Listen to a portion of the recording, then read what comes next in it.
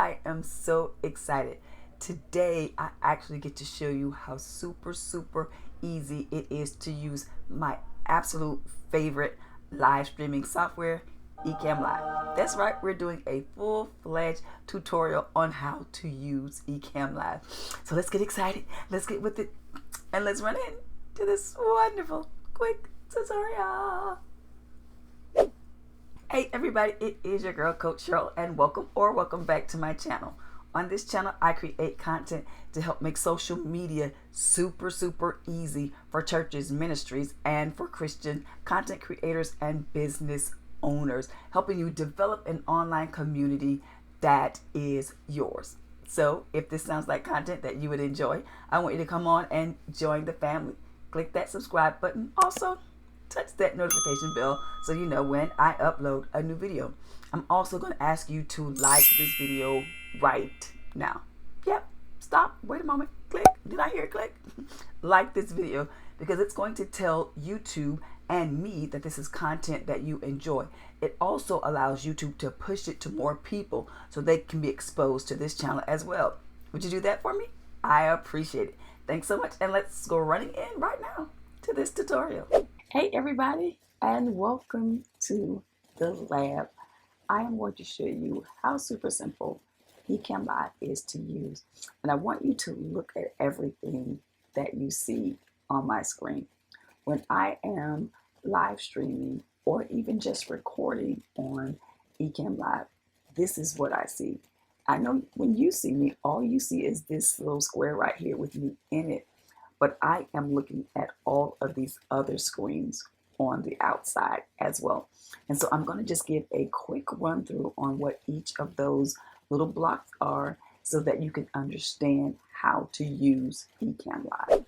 And so what you'll see are, 5 boxes that I have set up outside of the main box that you see, the main picture that people see when they view.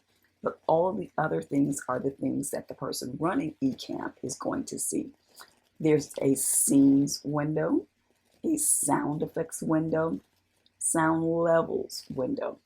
And there's the camera effects and overlays. And you'll see this as I pull my cursor over onto this picture. All of those are here as well. So you can see I can turn them on and off. That's my overlays window that I can turn on and off. Here's my sound. I can turn that window on or off. That's my camera effects. So all of those I can turn on or off based on what I want to see as the person producing the show.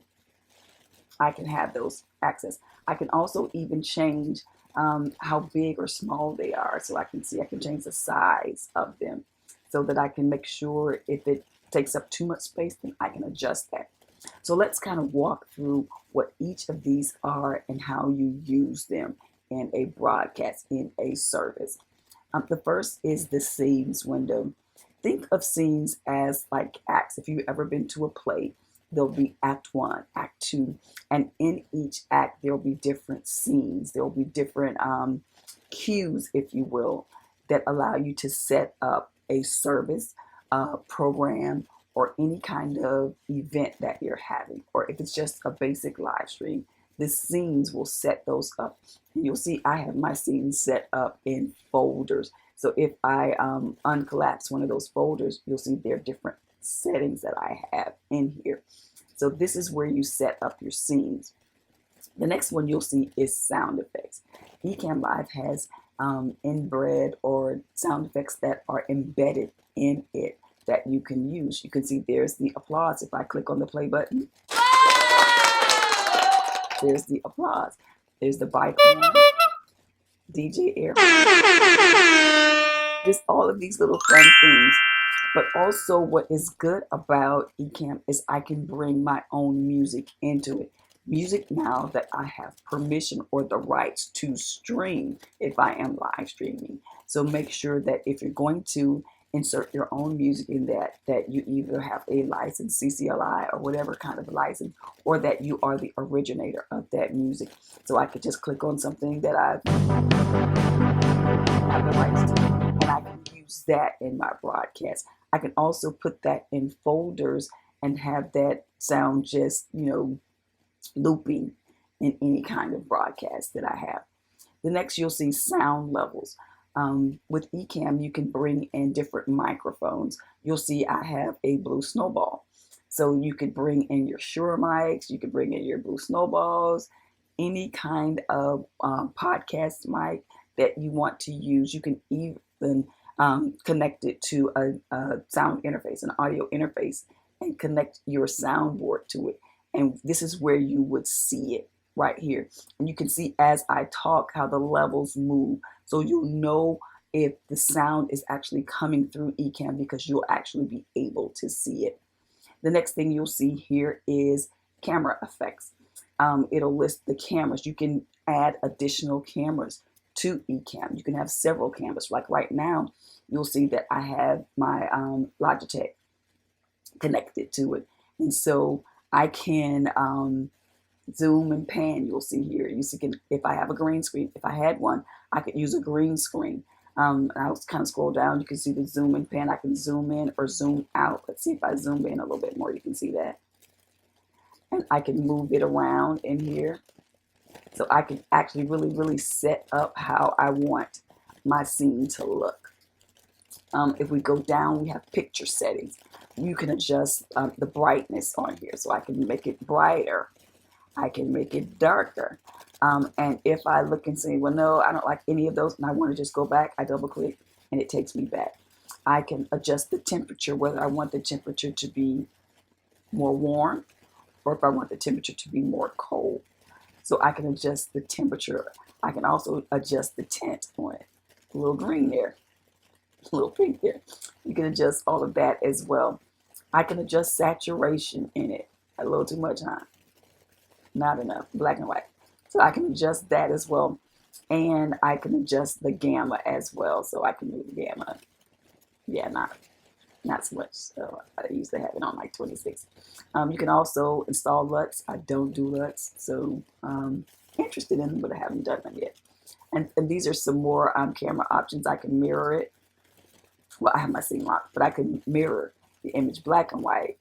So these are just different things. You can rotate. Let's say you're doing reels, and so you can rotate it to the other side. So those are just some things that you can do with the camera effects. And then you'll see overlays. Overlays is where I can bring in any kind of graphic and overlay it onto the video feed. So right now at the bottom, you'll see there's a corner bug with MMS, Ministry Media Solutions. I added that as an overlay, and at any time I can hide it. And let me see. A little trouble with my mouse there. You can see there's this little eye symbol right here over there. And if I wanted to hide it, I can just click on it and then click it back on. If I wanted to add, let's say a flyer that I did, I can add the flyers in. This is one I think I did earlier in the year, Facebook 101. So if I'm talking on screen and I want to just bring in, a flyer, I can just bring that in and there it is. Let's see, I can bring in lower thirds and take it off. It is so super easy to use. I can bring in emojis. Hey. These are some of the ones that I use that when I'm doing webinars, some just fun stuff that I do with my audience there. So those are just different kinds of things that you can do. And down at the bottom of overlays, you're going to see these 8 buttons. These are kinds of overlays that you can bring into Ecamm. You'll see the first is just a static overlay. That's just an image, like the picture that I brought in. So if I clicked on that, it will bring up my user face so that I can, let's pull a picture. And then I can add that in. I'm not going to do it, but that's where I could. If I wanted to bring in an animated overlay, anything from a movie to just a animated graphic, I could bring it in that way. If I wanted to do a screen share, I could bring in a screen share option where I could be somewhere else and then, have a screen share. If I wanted to bring in text, I could just click text, and you can see here where I can bring in text. I can just type something here. Let's type, and I'll just type my name if I wanted to add a lower third with my name. And you can see all of the different options that I have. I can change the background on or off. I can change the color of the background here. I can decide, let's see, if I wanted to add corners to this, I could just click on them and I can make these rounded. Let's just make that one rounded and this one round. And I can change the margins on them. You can see as I'm moving that, I could add borders on that. Let's see. You can't see it really good, but you'll see it when I put it in here. And so if I feel like, okay, that's good, I can change the width of them. I can change the fonts. I can change the typeface. I can change the size of it. I can decide how I want it to come in, if I want it to be in a fixed position or if I want it to fly in. Let's make it fly in. And then so after I've done that, I can just click add. And you saw how that flew in. And then even when it's here, I can adjust it.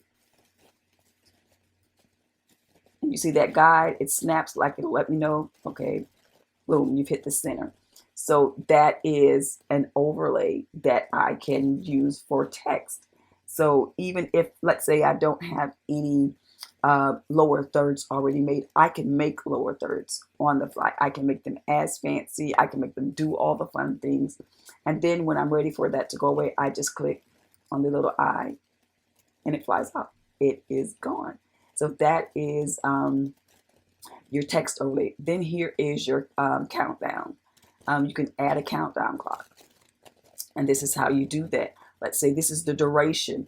Let's say I want it to be less than that, not a whole 10 minutes. Let's just do a minute overlay. And let's say you see this button here says go to the next scene when finished. So let's say you're doing a countdown into a service or into a live that you're doing, and you only want it to be for a certain amount of time. But then when that time elapses, you want it to immediately go to the next scene without having to click on a scene or do something. You can just select this, and then when that countdown clock is gone, it'll immediately go to whatever scene you have set up. And let's kind of do that. I'm gonna set up a scene here so you can kind of see that in action.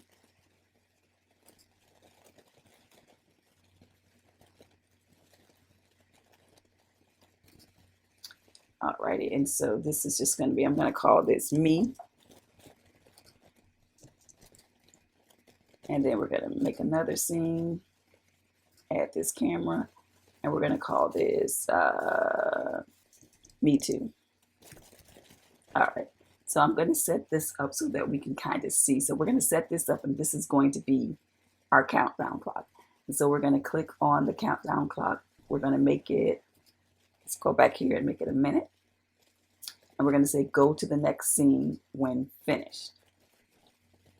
And so we're going to add that clock. We can move it. Let's see, we're going to move it here, make it bigger. You can even add some phrasing on that countdown clock saying, you know, we'll start in such and such time or whatever. So that countdown clock, and I should have done it less time than that, and I guess I think I am. Going to make it, let's see, 10 seconds is what we're going to make it. So then it'll count down, and then it'll just actually go to the next scene when it's counted down and ready to go. Boom. Did you see it move? I should have put something on there. So it goes, and you can see it here. It went to me too. It's going to immediately go to the next scene, so you don't have to worry about doing anything else. Voila. It is just there. So these are just some of the simple things that you can do with Ecamm Live.